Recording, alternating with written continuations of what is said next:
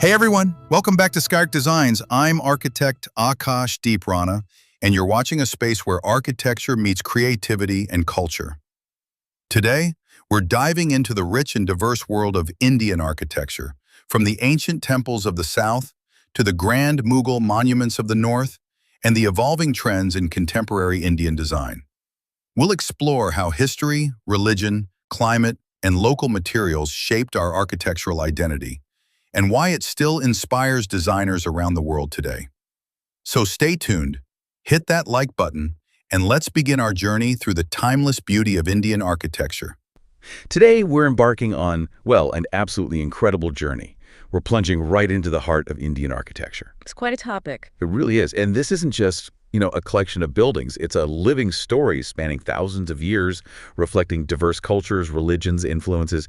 It's just a testament to continuous evolution and, frankly, profound beauty. So if you're looking for a shortcut, maybe, to truly understanding this magnificent field, to get those essential insights, those surprising facts, without getting totally lost in the details, then you are definitely in the right place. Yeah, it can be overwhelming otherwise. Exactly.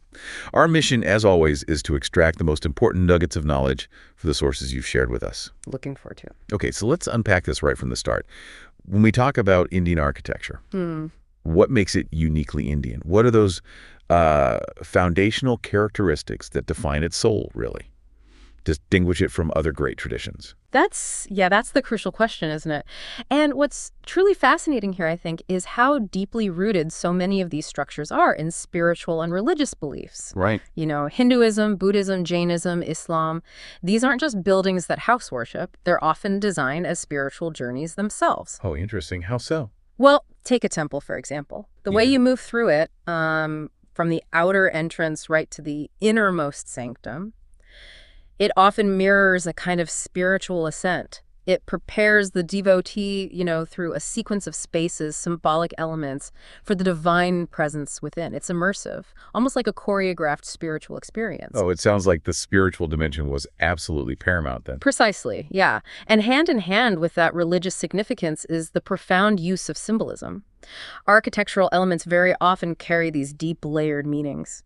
They might reflect cosmic principles, deities, complex philosophical concepts. And of course, you can't talk about Indian architecture without highlighting the intricate carvings and ornamentation. It's just, wow. Yeah, the detail is incredible. It's not just decoration. It's an astonishing visual symphony, a rich tapestry of elaborate sculptures, reliefs. They literally bring stone to life. You'll find entire epics unfolding across temple walls, mythological scenes, deities, the lush flora and fauna of India. It's storytelling, really, but in a medium that lasts for millennia. Incredible, really. To think how people centuries ago would have read those narratives. What about its relationship with the natural world? Does it kind of stand apart, or does it try to blend in? Oh, it blends beautifully most of the time. Designs frequently incorporate natural elements. Think courtyards, water features, gardens, seamlessly integrating the built environment with its surroundings. Right. And this integration also extends to climate adaptation. Traditional Indian architecture often features things like thick walls, courtyards, strategic openings, all designed to naturally cool buildings in hot climates. That's incredibly practical and beautiful. It's ingenious, really. A passive response to the environment long before modern air conditioning was even dreamed of. It almost makes you wonder if our modern glass towers are a bit short-sighted, hearing about ancient architects mastering climate control in stone. Well, it's a different approach, certainly. And then, as the architectural language developed, we start seeing those distinctive shapes, like domes and arches, taking center stage, right? Indeed, yes. The use of arches, domes, minarets, these became especially prominent with Indo-Islamic architecture. Okay. And these weren't just, imported wholesale. They were introduced by Islamic rulers and then skillfully blended with existing Indian styles. It created this powerful, dynamic, new aesthetic that became, well, iconic. A real fusion. Exactly. Yeah. And if we connect this to the bigger picture, even before that, early civilizations like the Indus Valley Harappa, Mohenjo-daro, for instance, showed incredibly sophisticated urban planning. Right, I've read about that. We're talking well-organized streets, complex drainage systems, houses built with standardized baked bricks. This foundational understanding of thoughtful, planned design shows just how long this deep connection to structure and order has existed in India. It goes way back. So we've laid the groundwork, kind of the DNA of Indian architecture. Now, the fascinating part is seeing how these elements didn't just stay static, but truly evolved over centuries. Let's journey through time, shall we? Yeah. See how these incredible characteristics took on new forms and grandeur, starting right from ancient India. Okay, so from pre-300 BCE to around 1200 CE, we see the foundations being laid. Mauryan architecture, especially under Emperor Ashoka, really pioneered rock-cut architecture, but perhaps its most enduring symbols are the magnificent stupas. Like Sanchi. Like the great stupa at Sanchi, exactly. These aren't just hemispherical mounds for relics. They're profound cosmic mandalas designed for circumambulation. It's a ritual space. Then you have the powerful, highly polished Ashoka pillars, broadcasting imperial decrees with incredible artistry. Following that, Buddhist and Jain cave architecture gave us these remarkable rock-cut caves. Ajanta and Ellora. The very ones. Uses extensive monasteries, worship halls. Prime examples not just for their scale, but for the exquisite sculptures and frescoes inside, bringing entire spiritual narratives to life within the stone itself. It's incredible how those rock-cut caves set the stage. Did that spirit of creating sacred spaces in stone then truly kind of erupt into the magnificent freestanding temples we often think of? Absolutely, yes. Hindu temple architecture developed into distinct regional styles. The Nagara style, mostly in North India, is known for its shikara. The tower. Yes, a curvilinear tower that rises like a mountain peak, often tapering to a point over the sanctum. Think of the Khajuraho temples, famous for intricate carving, sometimes quite daring designs. Right. And the Sun Temple at Konark, a truly magnificent example of Kalinga architecture, designed as a giant chariot. Just stunning. Wow. Then, in stark contrast, you have the Dravidian style in South India. This features massive terraced pyramidal towers called vimanas and these truly monumental gateway towers known as gopuram. Those huge gateways, yeah. Exactly, the gateways, often more ornate and imposing than the temple shrine itself.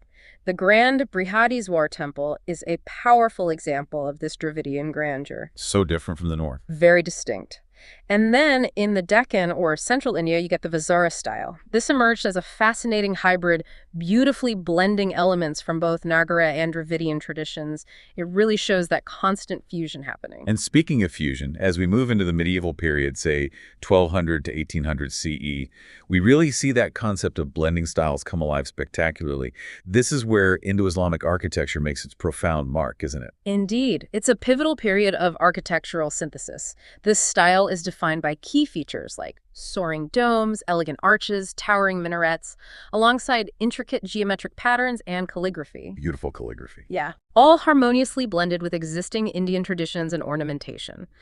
The towering Quad Minar is a stunning early example, almost a declaration in stone. Right. Then, Mughal architecture emerged, marked by its undeniable grandeur, its stripped symmetry, and the extensive use of rich red sandstone and gleaming white marble, and always incorporating these expansive, meticulously planned gardens. The gardens are key. Absolutely.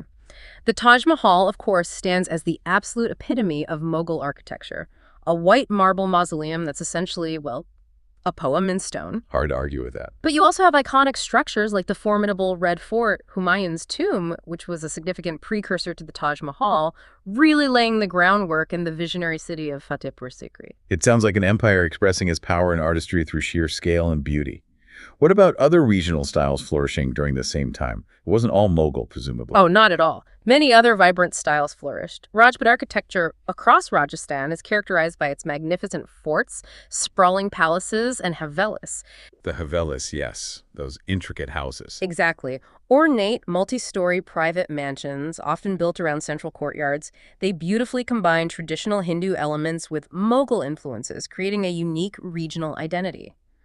The Taj Mahal, the Palace of Winds, with its unique five-story facade and intricate lattice work, that's a fantastic example of a Haveli's distinct charm. Just beautiful. Then Sikh architecture also evolved, drawing from Mughal styles, but notable for its emphasis on simplicity and functionality, often integrating a central pool, the Sarovar.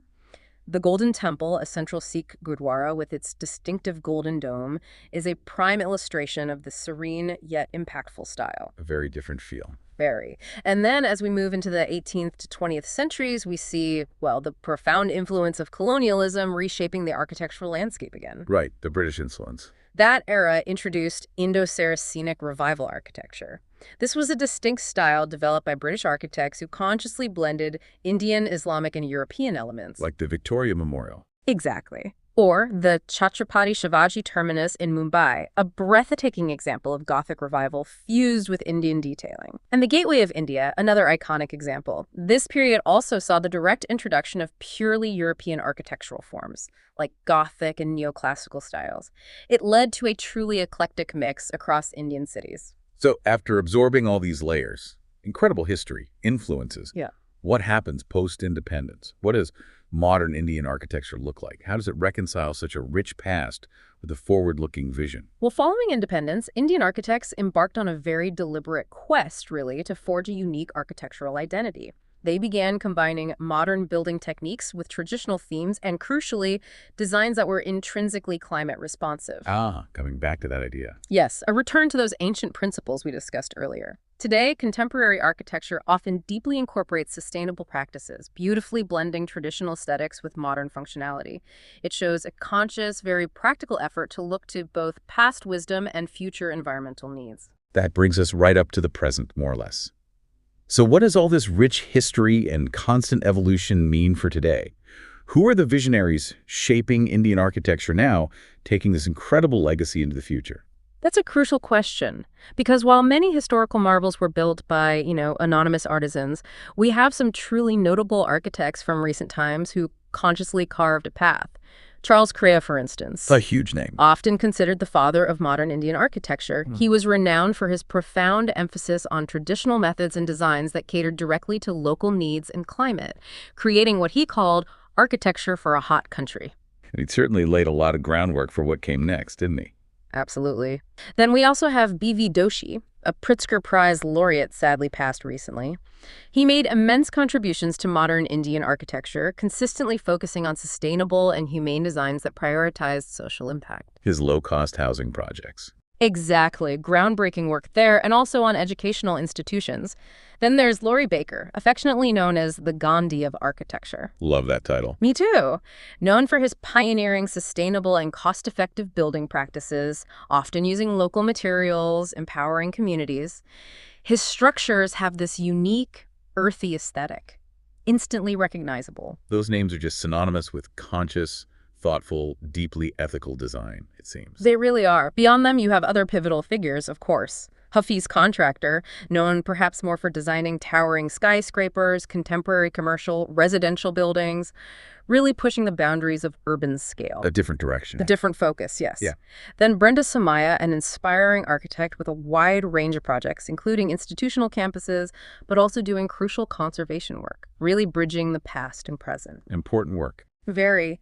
And Raj Rewal, recognized for his humanist approach, often incorporating Indian vernacular elements, the concept of clustering, into his large-scale designs, ensuring that even modern structures feel deeply connected to their cultural roots and the human experience. What an incredible journey we've taken, really, through Indian architecture, from ancient foundations, deep symbolism, the grandeur of empires, the dynamic fusion of cultures, right up to its bold, modern expression. Seems vast. It truly is a testament to thousands of years of human ingenuity, spiritual aspiration, and profound cultural richness. It truly is. And I think the key is that Indian architecture continually adapts and evolves.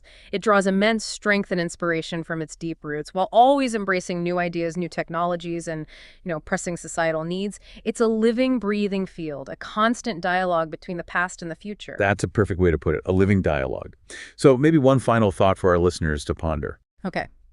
Considering Indian architecture's historical adaptability to climate, which we've touched on, and its clear embrace of sustainable practices in modern times, what unique architectural solutions do you think it might contribute to global challenges? Things like rapid urbanization or climate change in the decades to come. That's a great question to leave people with, something to really think about.